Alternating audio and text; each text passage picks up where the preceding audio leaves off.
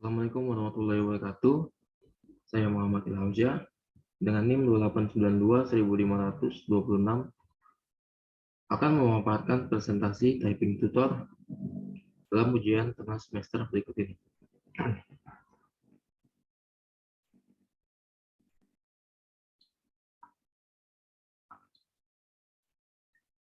Dengan dosen pengampu Pak Joni Tesmanti SSOS MM, saya akan mempresentasikan typing tutor berikut ini.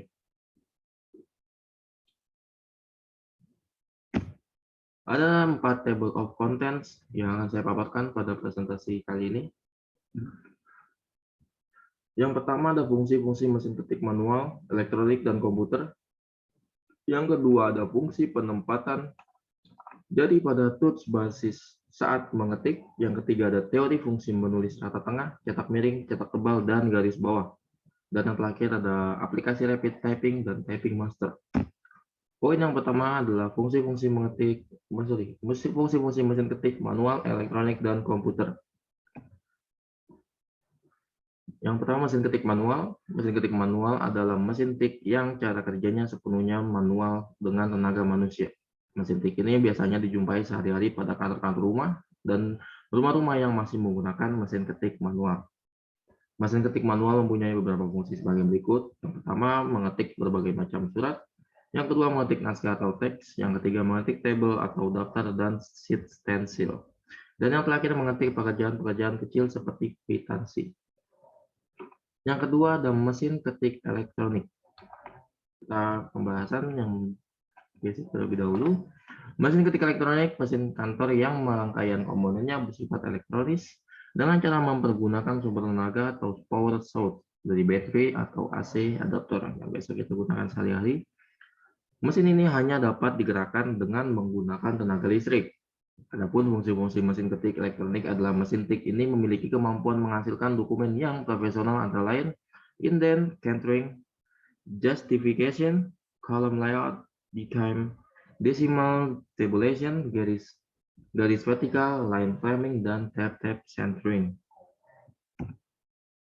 Yang kedua adalah pembahasan komputer. Ini adalah yang kita ketahui sehari-hari. Komputer adalah alat yang dipakai untuk mengolah data menurut prosedur yang telah dirumuskan. Kata komputer pada awalnya dipergunakan untuk menggambarkan orang yang pekerjaannya melakukan perhitungan aritmatika dengan atau tanpa alat bantu, tetapi arti kata ini menggunakan dipindahkan kepada mesin itu sendiri.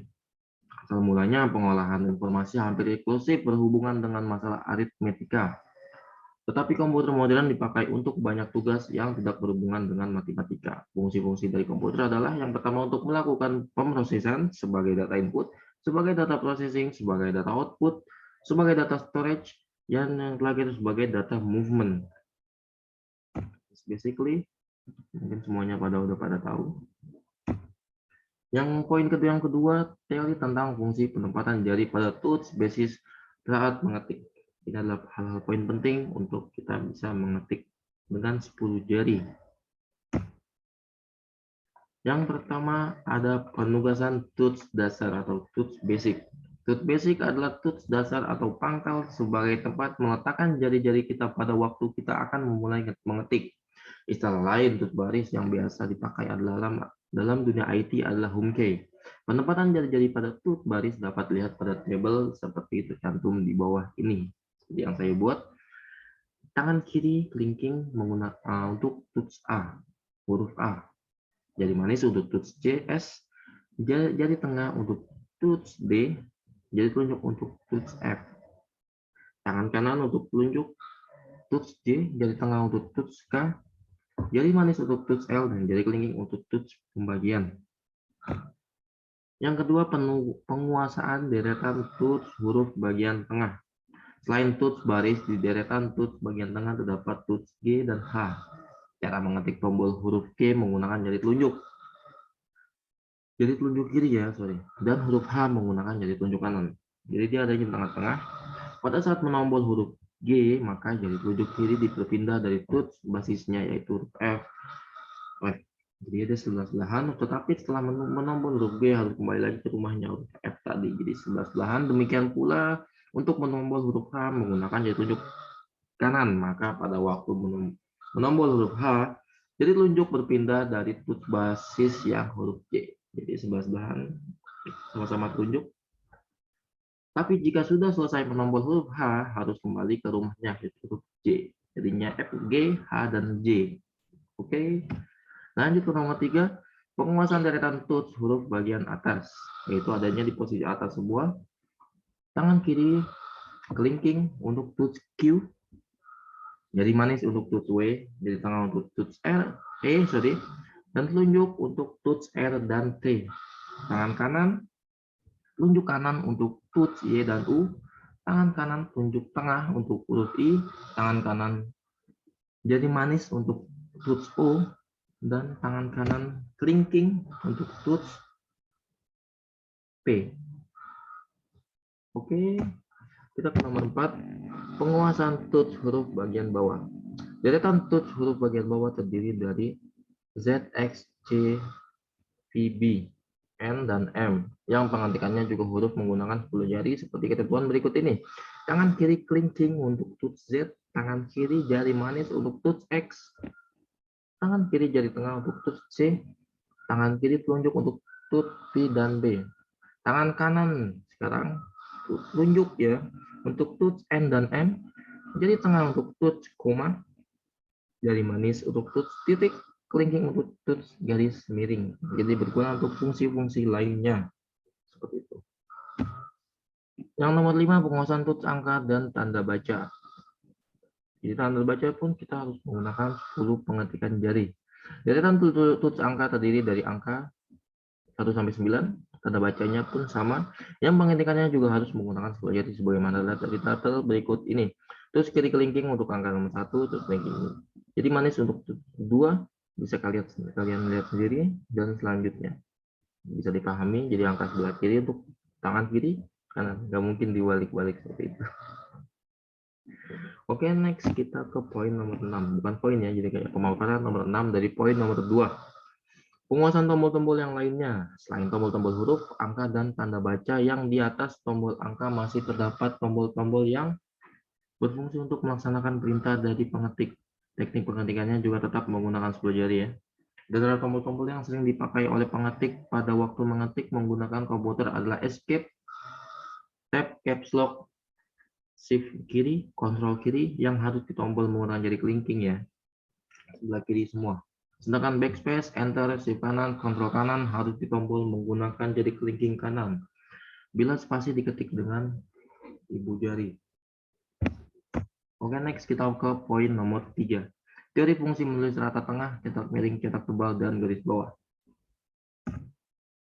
Yang A adalah rata tengah. Rata tengah biasanya digunakan untuk menulis judul, quotes, dan beberapa kalimat atau paragraf yang ingin ditonjolkan oleh penulis. Tombol keyboard untuk menggunakan rata tengah adalah kombinasi Ctrl E. Yang pertama, blok teks atau paragraf yang ingin dibuat menjadi rata tengah diblok terlebih dahulu ya, kalimat tersebut. Yang kedua, klik menu Home, atau yang ketiga, klik center pada grup pengaturan paragraf. Kita juga bisa menggunakan tombol cepat Ctrl E pada keyboard untuk membuat teks rata tengah. Jadi cara cepatnya kita blok terlebih dahulu, lalu kita langsung Ctrl E, dia langsung akan rata tengah. Seperti itu. Yang B, cetak miring. Huruf miring digunakan untuk menulis judul buku, nama majalah, dan nama surat kabar yang ada dalam sebuah kalimat. Hal ini juga berlaku dalam penulisan daftar pustaka. Oke, kita lanjut. Yang C, cetak tebal. Huruf tebal dipakai untuk menegaskan bagian tulisan yang sudah ditulis miring. Jadi sudah ditulis miring lalu kita cetak tebal. Yang tadi saya sebutkan judul seperti itu. Huruf tebal dapat dipakai untuk menegaskan bagian-bagian karangan seperti judul buku, bab atau subbab, serta judul dan subjudul dalam tulisan. Jadi untuk penegasan kalimat, kata ya. Untuk judul atau bab seperti itu, seperti yang ada di sini, cetak tebal di garis bawah itu harus di cetak tebal seperti itu. Yang D, garis bawah atau underline, yaitu garis yang ditempatkan di bawah kata atau kalimat. Menurut KBBI, garis bawah yaitu garis yang dibuat di bawah tulisan, huruf, kata, kalimat, dan sebagainya untuk menyatakan bahwa kata kalimat dan sebagainya yang di garis itu penting. Jadi untuk memberitahu atau kata-kata penting itu perlu digaris bawahi. Itu. Poin yang keempat, aplikasi rapid typing dan typing master.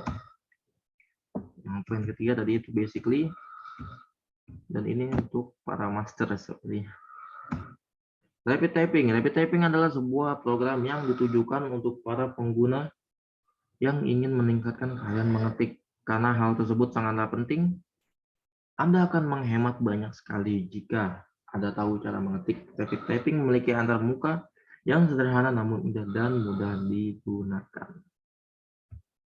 Dan yang terakhir adalah para master ahli mengetik. Dia perlu melihat lagi untuk mengetik. Menurut Rizaldi pada tahun 2012, dia menyebutkan Typing Master atau yang lebih dikenal dengan Typing Master Pro adalah sebuah software yang dapat melatih kecepatan mengetik. Typing Master ini dapat membantu siapa saja yang ingin belajar mengetik 10 jari tanpa melihat tombol keyboard. Ini untuk para master, apabila basically-nya udah tahu, dia akan mendownload, akan menggunakan software itu. Oke, terima kasih. Presentasi saya pada hari ini, ujian tengah semester dari Universitas Pancasakti. Apabila ada pertanyaan, bisa kirim ke email saya atau WhatsApp saya. Apabila ada salah pemaparan dari saya, mohon maaf. Assalamualaikum warahmatullahi wabarakatuh.